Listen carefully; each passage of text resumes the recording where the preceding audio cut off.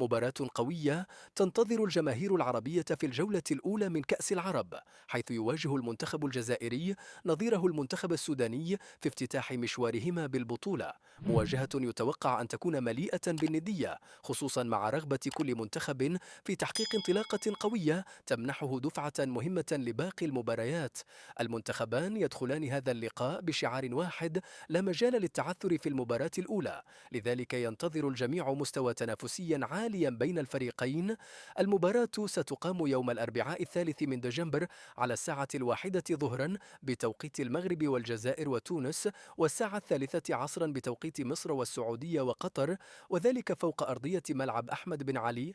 أما النقل التلفزيوني فسيكون عبر شبكة بي إن سبورت القطرية، الناقل الرسمي لجميع مباريات كأس العرب.